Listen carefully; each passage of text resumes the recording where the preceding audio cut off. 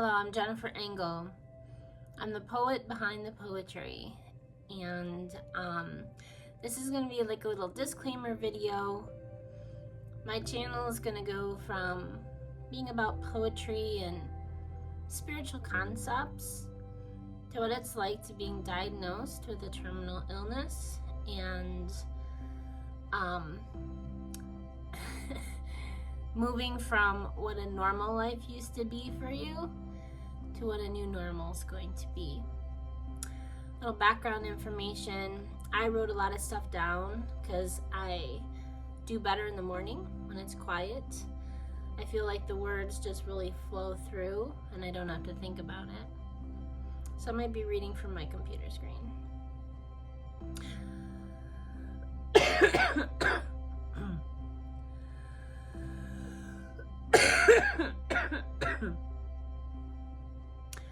I was born in 1974 with a mild spina bifida that did not affect me nor my family mildly.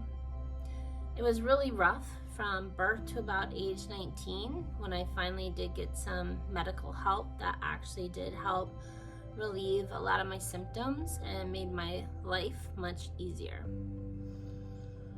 I was diagnosed first with cancer in 2014, where I underwent 21 rounds of chemo, a double mastectomy, 30 days of radiation.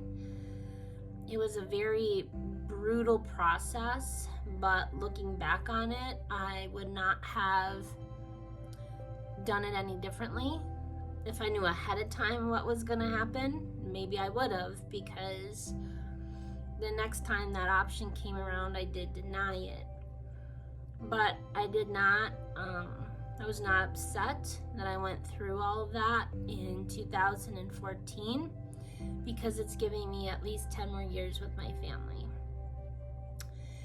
In 2020, the cancer started coming back on my spine. My spine was radiated 3 times. During this time, I also started to notice some difficulties with my digestive system, which I've always kind of had, but it just seemed more pronounced. Sometimes the energy in my body would feel like it's just vibrating, and sometimes I can make a connection and everything works, and other times it feels like it's trying to make a connection, and I feel like maybe my system was in hyperdrive. And so now I've been really trying to work on just staying very relaxed in whatever way that I can. In 2022, I started estrogen reduction therapy. It worked really well. And at first I didn't have any side effects. But over the year and a half or moving into 2 years that I was on it, my bones began to ache. I couldn't wear normal shoes anymore. And it got to the point where the bone pain was so bad at night, I couldn't sleep even with pain medication. So at that point, I decided to go off estrogen reduction therapy. I felt really great. But my cancer was still in my bones at that time. It had spread to my sternum, my left shoulder, and my pelvic area. And now, what started off as like a cough during the summer, and then one that wouldn't go away, I finally went to the ER on November 6th, and they did a CT, and I met with my oncologist yesterday, and it's spreading into my lungs. So I know it's kind of weird, but he said my cancer is unique. It doesn't show up in spots or tumors. It grows more like a tree. And I think that's kind of neat because anyone who knows me knows how much I love trees. So maybe I'm just kind of turning into a tree. But the purpose of this, me talking moving forward, will be to teach people and to show people what to think about if they hear that their journey, there's not much more you can do about it. because I think where I am right now, I think in some aspects it's a blessing, because I've been able to go through the grief process and I am on the other side of acceptance.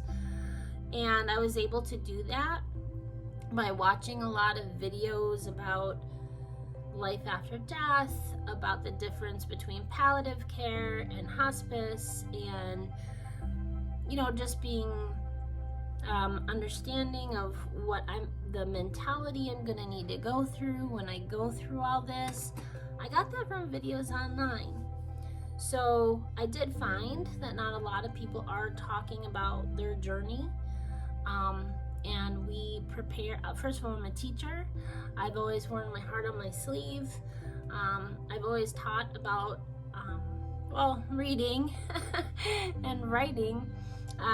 But outside of school, I like to teach about how we can get through fear and trauma and grief and end up on that other side where we can let a lot of that go. And this is going to be the ultimate letting go process. And I just feel like the other purpose for this is to use it as a platform for those who know me, because I left work very suddenly, so maybe this will help coworkers, friends, and family.